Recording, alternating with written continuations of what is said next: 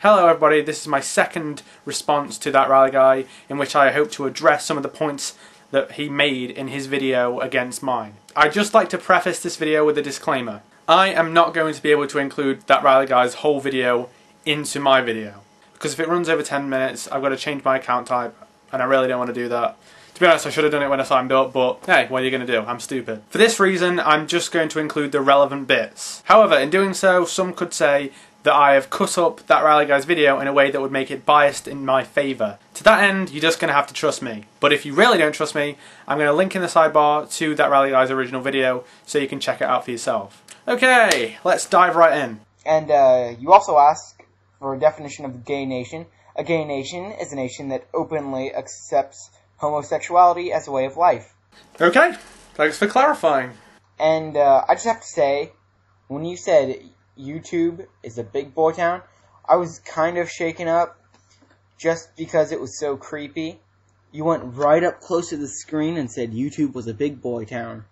Kind of sounded like something out of a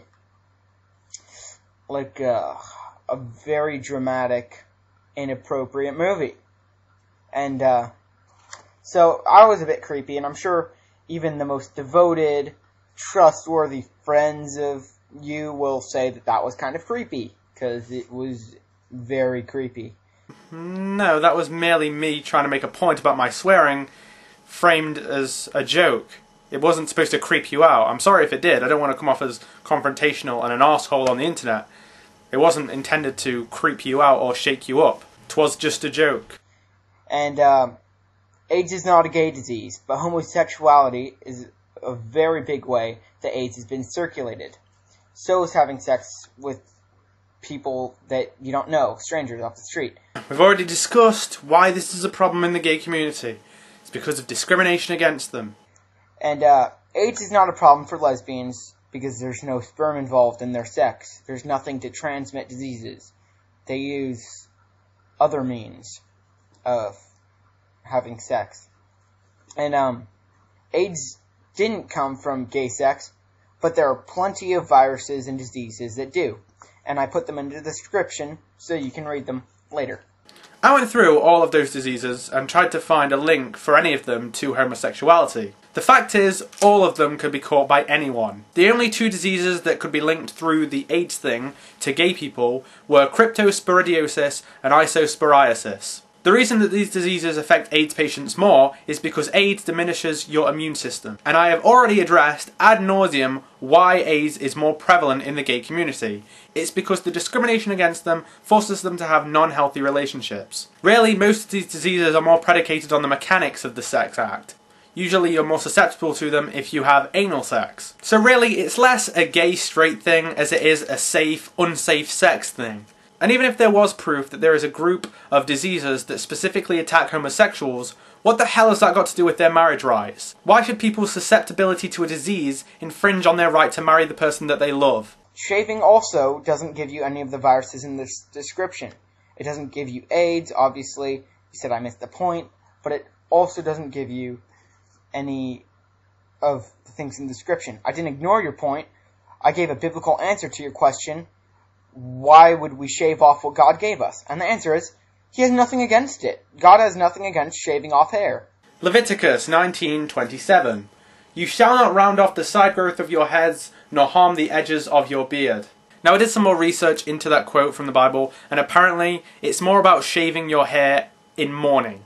Shaving your hair in mourning of someone who's died was apparently a pagan ritual, and that's why God doesn't like it. However, shaving your hair for stylistic reasons is allowed. Now the information I got on that is kind of speculative anyway, and it was from a Hebrew interpretation of the Bible. But you know what, I'm going to give you the benefit of the doubt and assume that that interpretation of it is right, and that shaving in this context is not prohibited. However, I could still give you some more appropriate examples. For instance, any non-penetrative sex act. Now granted, there are a lot of fundamentalist religious people out there who do think that sex is purely for procreation.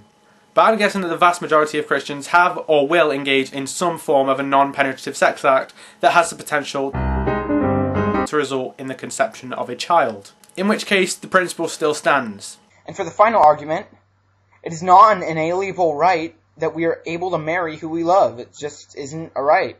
And we're paying taxes, as you said, for inalienable rights. And being able to marry the person you love isn't one of them. Which is probably one of the reasons that it's not a law that you're allowed to marry homosexually. Maybe that was just kind of a clue when they decided that they didn't have to, because it's not an inalienable right at all. I don't know where we got that from.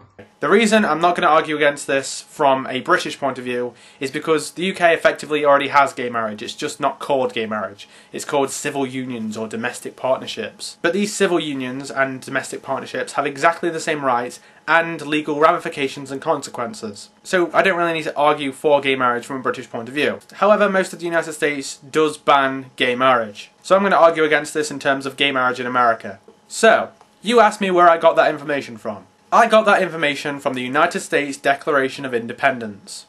In one of the most famous phrases in it, it says, "We hold these truths to be self-evident, that all men are created equal, that they are endowed by their Creator with certain unalienable rights, that among these are life, liberty, and the pursuit of happiness." Now, I don't know about you, but I do feel that the right to marry the person you love does fall quite comfortably under the pursuit of happiness. It would therefore seem that the United States Declaration of Independence does guarantee people the right to same-sex marriage. So there is my reply. I await your response, ThatRileyGuy. That rhymed. I want you to comment on this video. I want you to favourite it. I want you to rate it 5 stars. I want you to send it to your friend, and I want you to subscribe to my channel. Do it now, or I will hunt you down and I will fuck